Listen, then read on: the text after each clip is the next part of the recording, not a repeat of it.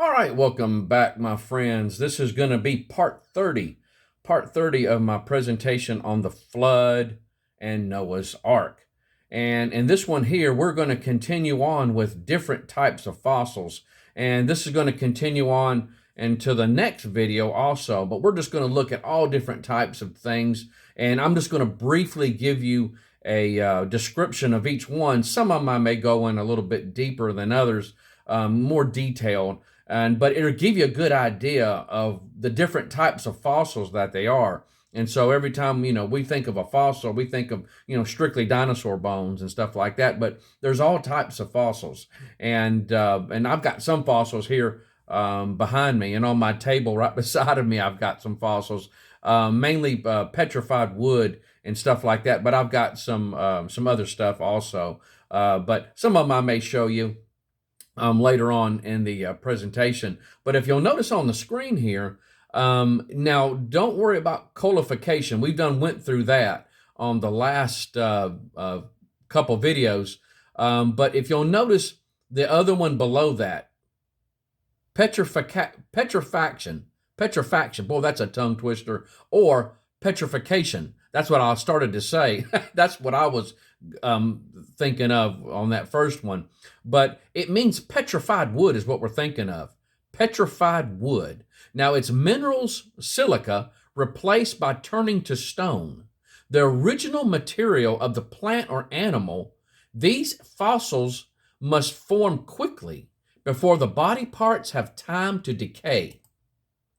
Now, permineralization, encased fossilization. The organism must become covered by sediment soon after death. Then dissolved minerals in water fills the pores and empty spaces in the plant or animal, but don't replace any of the original material. The chemicals then turn into crystals, keeping the organism safe and preserved. Most dinosaur bones are permineralized. Petrification occurs when the replacing mineral is silica. Silica volcanic ash is often the source of silica. Yellowstone Park's hot silica-rich waters have actually petrified the roots of still living trees. So get that. Soft tissue preservation. Now, on the last presentation that I did on dinosaurs and man, you saw this. So if you haven't, you guys that haven't, if you'll just go to my dinosaur and man presentation, go towards the end of it, and there are a bunch of I don't want to say a bunch because I'm thinking of the man and dinosaur fossil tracks that have been found. That one has a bunch of videos. But the soft tissue preservation, I've got several in there, and it's right after the dinosaur and man footprints videos. It's right after that, but just going towards near the end of that whole presentation. And so you just want to scroll through there until you find that. But that's where we talk about Mary Schweitzer and her finding the soft tissues in the T-Rex thigh bone. And they are not only found that, but they found the soft tissues in other dinosaur bones, many dinosaur bones. And so showing that these animals are not millions, these fossils are not millions of years old. Now, at any rate, soft tissue preservation. The soft tissues of animals are preserved only under extreme unusual conditions. Fossilization must occur fast before the organism decays. That's very key there, guys. Fossilization must occur fast before the organism decays. And so the next one, organic traps. Now, this is what the bulk of this video is going to be about. Organisms that are trapped and preserved in amber, natural asphalt or peat, decaying vegetable matter. That's what peat is. Peat formation is the first stage in the transformation of vegetation into coal. Tree sap that is buried quickly in sediments to keep from disintegrating is what amber is. Amber is that tree sap. You go on trees, you put your hand on it, and you got that little sticky residue. That's how amber it starts to be formed. It's that stuff. You get little insects and little stuff that gets trapped inside of it. Now the amber is what we're going to talk about, and we're going to detail more on amber itself. It's absolutely just a fascinating thing. But if you'll notice this picture here, these are insects in amber. These are insects in amber, that gooey stuff that oozes out of trees. That's what we're talking about. Now notice that. Frogs, feathers, lizards, and air have been found in amber. Absolutely amazing. And there you go there, guys. There's some pictures of it there. I'm going to show you some more, though. All right. Now this is an extinct termite. An extinct termite. And there you go with the scientific name for it. And it is in Dominican amber. Dominican amber. Now here's some notes on fossils in amber. Usually translucent, transparent, hard fossil tree resin found in all shades of yellow with subtle orange, brown, and rarely red colors. That's usually what we think of, or what you'll see when you're talking about amber. Non-transparent milky white varieties are called bone amber. The cloudy appearance of some amber is caused by tiny air bubbles. Some air bubbles have been found with 50% more oxygen than we have today. Get that. And so that shows you that the climate before the flood was way different than it is now. Again, just like I stated before, what the scripture says, the world that then was completely destroyed, perished. It perished. It wasn't like it is today.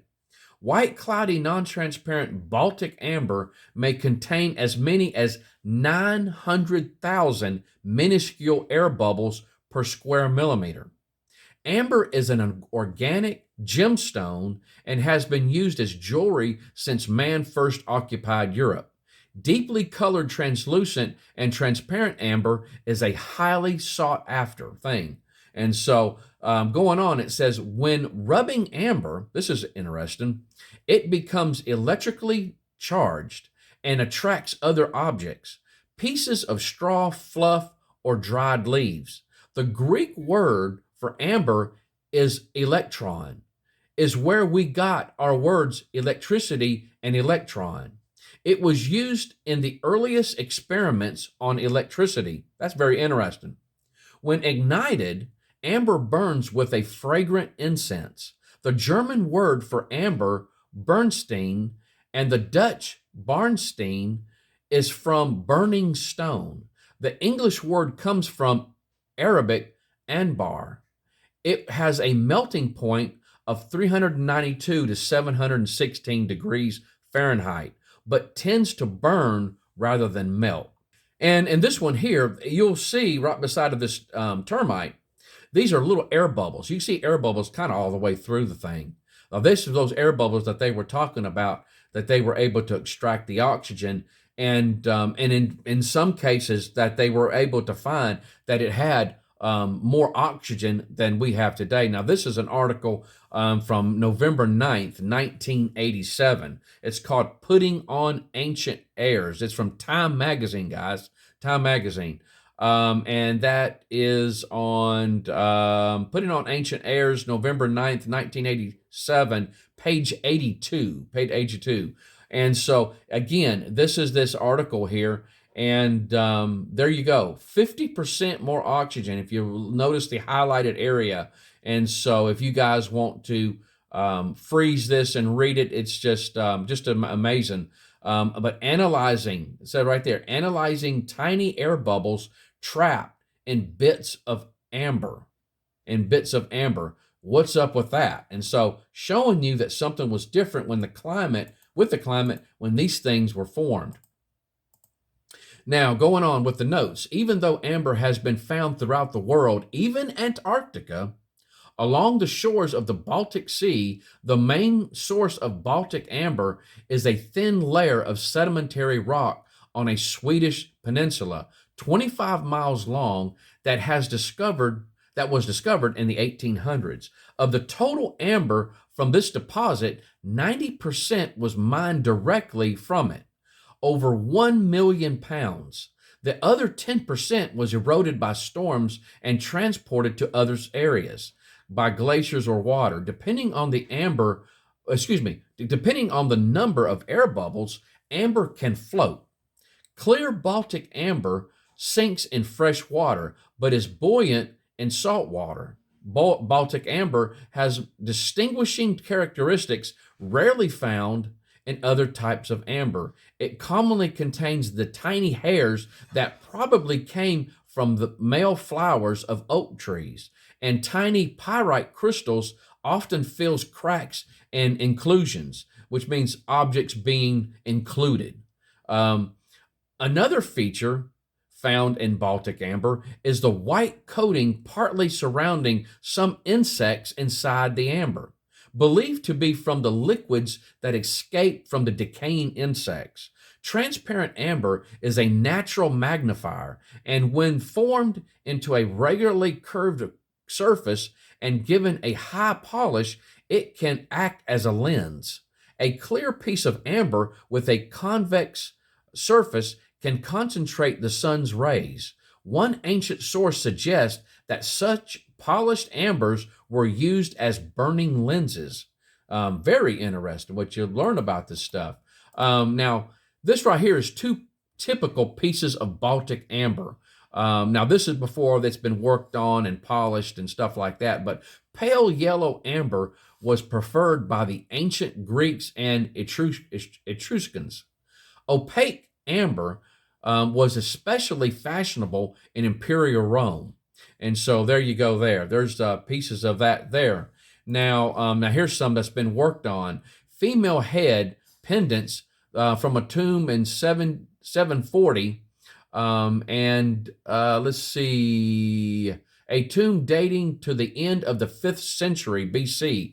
And so there you go there. These are some that have been polished and carved on and made into jewelry. Just really neat.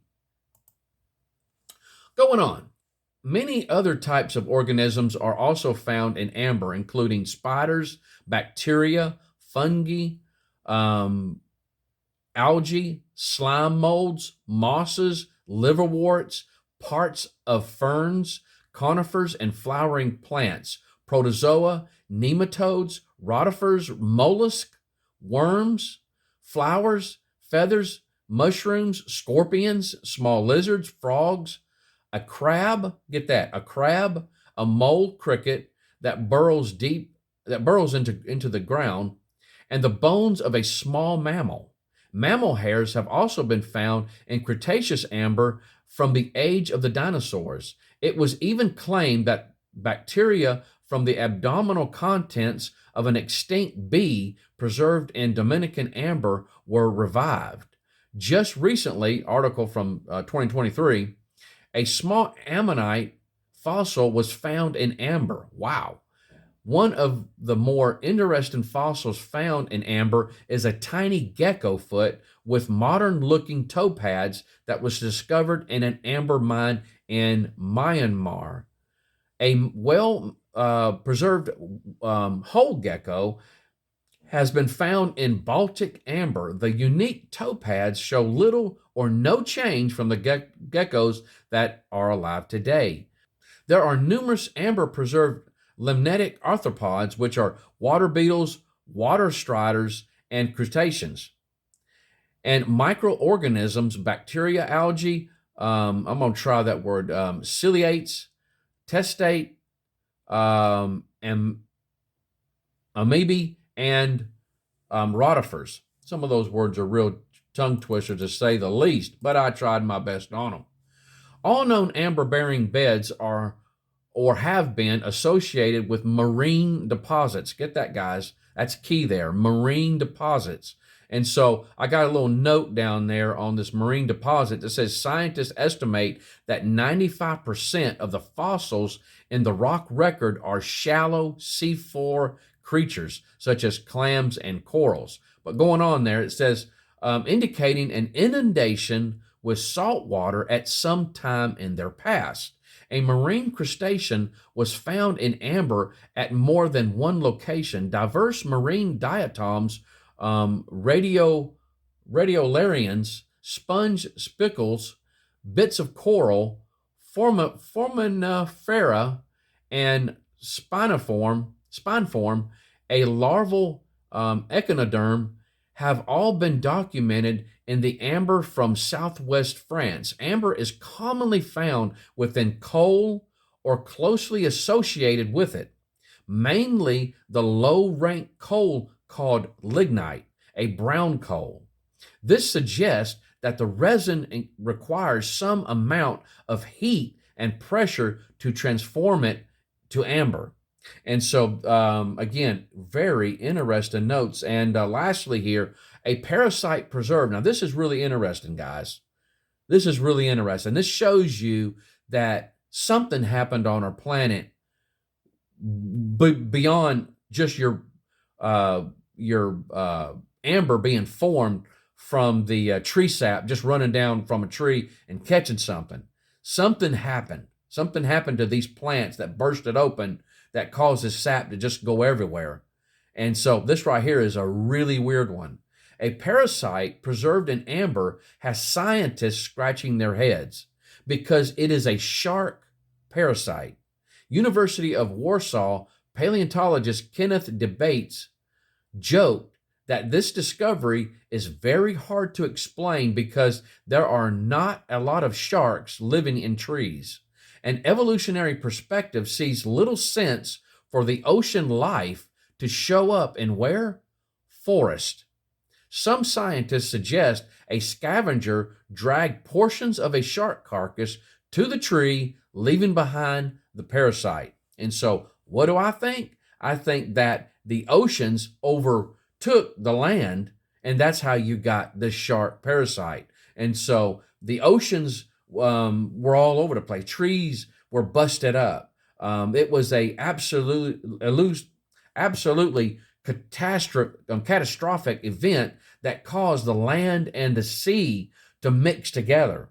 And it was an absolute mess. And so, but going on, if you'll notice this picture here, this is kind of just a little visual to kind of explain how some of this amber got in to some of these areas and stuff. So you got your log mats. We went over log mats before, and you got all these trees with sap oozing out of it. And of course, you're going to get insects that's going to be crawling all over these plant material. So the insect on A says the insect becomes trapped on a log. B, the resin completely covers the insect.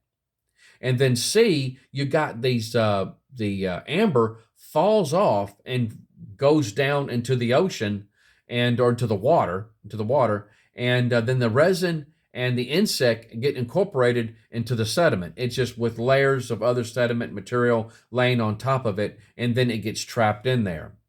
And so, and last, the resin and the insect is deeply buried and changes into amber.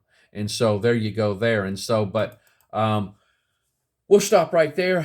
When we come back, we're going to continue on. But if you ever get a chance to look at amber and some of the things that's been found in it, it's absolutely just amazing. And as you can see with some of the evidence here, that especially with that shark parasite, it's got the scientists really scratching their heads. How is this? You know, well, when you look at it with the biblical worldview and you put the flood into it and the catastrophic nature of what was going on this planet, it's easy to see just how the aquatic life and the forest that was on this planet intermingled with each other. And so, and that's how you can get the two together. And so, but at any rate, guys, I hope you've enjoyed it. Just chew on this stuff. There's a lot I threw at you here on this one. Another long video. I've got close to 19, 20 minutes on this one. But you guys take care. I love you. I hope the Lord blesses you real good. Bye-bye.